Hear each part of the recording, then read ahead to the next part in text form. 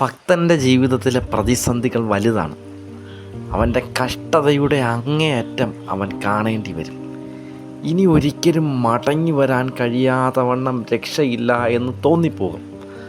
പ്രാണൻ പൊടിയോട് പറ്റുന്ന അനുഭവം, മരണത്തെ മുഖാമുഖം കാണേണ്ടി വരുന്ന സന്ദർഭം.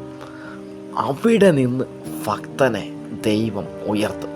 ദൈവത്തിൻ്റെ ഉയർച്ച അവിടെയാണ് സാധ്യമാകുന്നത്. എന്തിനെന്നറിയാമോ? ഭക്തൻ്റെ നല്ല കാലത്തിലാണ് അവൻ്റെ ജീവിതത്തിൽ ഉയർച്ചകൾ കടന്നു വന്നതെങ്കിൽ അവൻ പറയും, എൻ്റെ കഴിവ് കൊണ്ട്, എൻ്റെ ആരോഗ്യം കൊണ്ട്, എൻ്റെ മിടുക്ക് കൊണ്ട്, എൻ്റെ ശക്തി കൊണ്ട് ഞാനിത് നേടിയെന്ന്. എന്നാലോ കർത്താവ് ആഗ്രഹിക്കുന്നു ഭക്തൻ എപ്പോഴും യഹോവയിൽ ആശ്രയിക്കുന്നവനായിരിക്കണം. അവനെല്ലാ മഹത്വവും ദൈവത്തിന് കൊടുക്കുന്നവനായിരിക്കണം. ഒരു ഭക്തൻ അവൻ്റെ ജീവിതത്തിലെ എല്ലാ സാധ്യതകളും അസ്തമിച്ച് ഇനി ഒരിക്കലും രക്ഷപ്പെടാൻ കഴിയില്ല, ഇനി അത് കിട്ടില്ല എന്ന് ചിന്തിക്കുന്ന ഇടത്ത് ദൈവം അവന് വേണ്ടി ഒരു അത്ഭുതത്തിൻ്റെ വാതിൽ തുറന്ന് അവിടെ ദൈവം അവനെ അനുഗ്രഹിച്ച്, അവൻ ആഗ്രഹിച്ച നന്മ, അവൻ ആഗ്രഹിച്ച സൗഖ്യം, അവൻ ആഗ്രഹിച്ച വിടുതൽ, അവൻ ആഗ്രഹിച്ച രക്ഷ അവൻ്റെ ജീവിതത്തിൽ ഒരുക്കി കൊടുക്കും.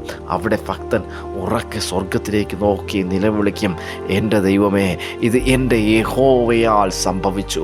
മനുഷ്യൻ്റെ ദൃഷ്ടിയിൽ ആശ്ചര്യം, ഇതെനിക്ക് എൻ്റെ യഹോവ തന്നു എന്ന്. എന്നാൽ ആരോഗ്യമുള്ളവൻ, ഫലമുള്ളവൻ ഇങ്ങനെ പറയും, ഞാൻ എൻ്റെ കഴിവ് കൊണ്ട് നേടി, ഞാൻ എൻ്റെ ആരോഗ്യം കൊണ്ട് നേടി. ശരിക്കും അങ്ങനെയാണോ? ദൈവം തരുന്നതാണ് നമ്മുടെ ജീവിതത്തിലെ നന്മ.